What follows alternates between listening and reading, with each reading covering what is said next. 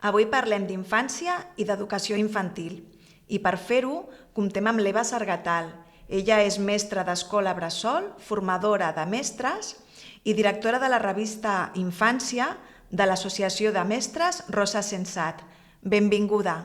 Moltes gràcies, Anna, per convidar-nos.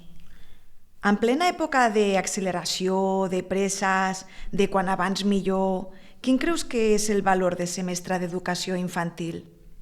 Educació infantil implica la primera etapa educativa, per tant, la primera trajectòria que els nens i les nenes fan a l'escola, pensant en que els infants poden anar a l'escola bressol des dels 4 mesos, per tant, és la primera descoberta, els primers aprenentatges, la primera socialització, per tant, és aquesta posada en escena dins el món educatiu.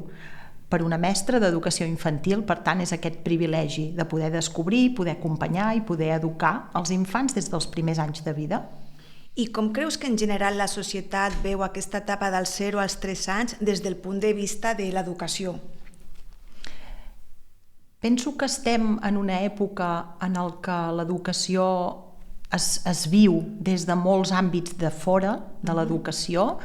Hi ha una expertesa, entre cometes, no?, de moltes persones que no són del món educatiu i necessitem professionalitzar l'ofici de mestre i sobretot professionalitzar l'ofici de mestre de petits. M'agrada utilitzar la paraula mestre de petits, ho parlava Pepa Òdena, no?, una gran mestra, gran referent que ens ha deixat fa molt pocs dies. És aquella idea d'educar versus cuidar, d'educar versus guardar, no?, amb aquest històric que tenim de les escoles bressol. És aquesta idea també de fugir de la conciliació per parlar d'una educació compartida, de poder parlar de quin lloc ocupen els infants, també a nivell de societat, no?, de pensar de quin lloc ocupen els infants a la societat i preguntar-nos per què hi ha tants espais en els que els infants molesten. Per què construïm espais a nivell de societat on els infants no hi són benvinguts? O girem la pregunta, per què construïm espais pels infants? Significa que la resta d'espais que no estan pensats per ells no hi són benvinguts? Necessitem reflexionar bastant a nivell de societat, no?, de quin lloc ocupen els infants i si realment els considerem ciutadans del present o no. I dins de l'escola, quins serien aquests elements imprescindibles? Necessitem també fer-nos preguntes com a professionals de l'educació. Qui és un infant entre els 0 i els 6 anys? Què necessita? I, per tant, com el podem acompanyar? Els infants necessiten un adult de referència dins les escoles, una mestra que els acompanyi, una mestra present, que els escolti i que sàpiga en quin moment ha d'intervenir o no ha d'intervenir. Educar implica també intervenir en tot el procés d'aprenentatge dels infants i necessitem tenir clar quins són les seves potencialitats, les seves capacitats, les seves competències per després poder decidir quina és la intervenció més adequada. I en aquest sentit, tu ets formadora de mestres, en femení perquè majoritàriament són dones. En quins elements incideixes més? A mi m'agrada, sobretot quan acompanyo els equips de mestres, generar preguntes, generar interrogants i deixar moltes portes obertes perquè la reflexió sigui pròpia de cada equip. Penso que entrar dins un equip de mestres i pretendre que els canvis siguin canvis immediats i accelerats no funciona. Són les dietes miracles que després sabem, no?, que tots tirem enrere.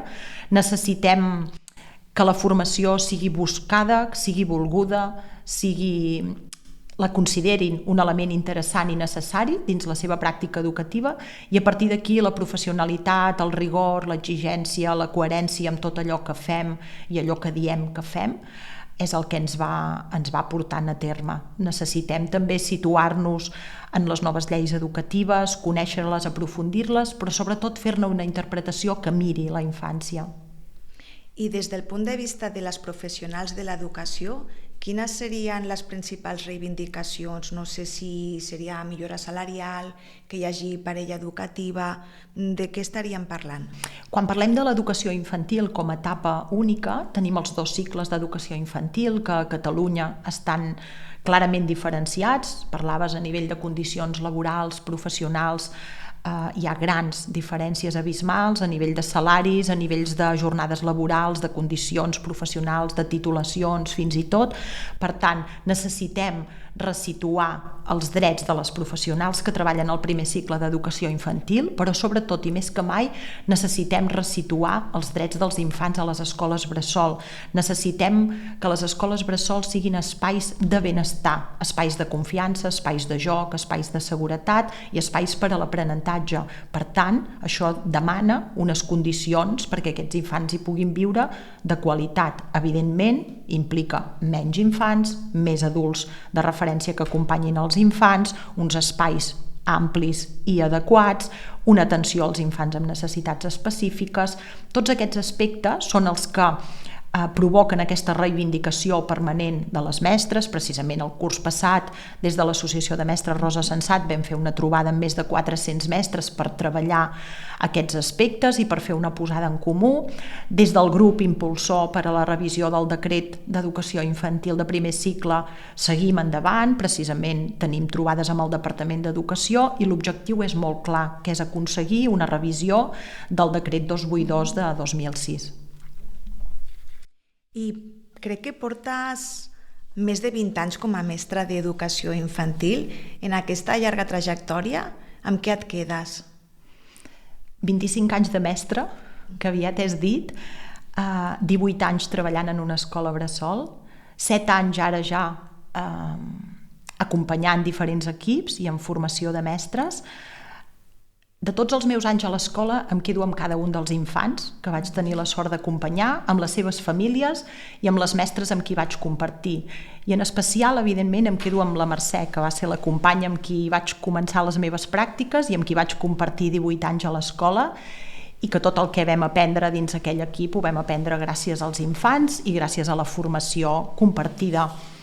De tots aquests 7 anys en els que he tingut la sort de conèixer molts equips i moltes escoles, em quedo sobretot també amb tots els equips de mestres que he anat coneguent, equips implicats, mestres molt motivades, molt professionals i molt rigoroses, i que a través de l'acompanyament formatiu que els hi he pogut fer han pogut millorar les seves pràctiques.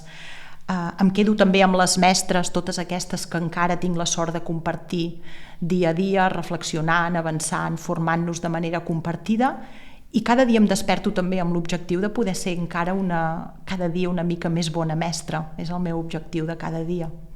I escoltant-te em pregunto si, tot i que no hi ha receptes màgiques, si haguessis de donar un consell a aquelles mestres que estan començant ara la seva trajectòria, per quin començaries? Què els hi diries? El primer, que observessin els infants i que tinguessin clar que són els qui més ens poden ensenyar i de qui més podem aprendre. Després es podran formar, podran compartir amb l'equip, podran visitar escoles, podran fer un munt de coses, que no deixin de generar-se interrogants a través de tot el que vegin a les escoles. Perfecte. Moltes gràcies, Eva Sargatal, mestra i formadora. Gràcies, Anna.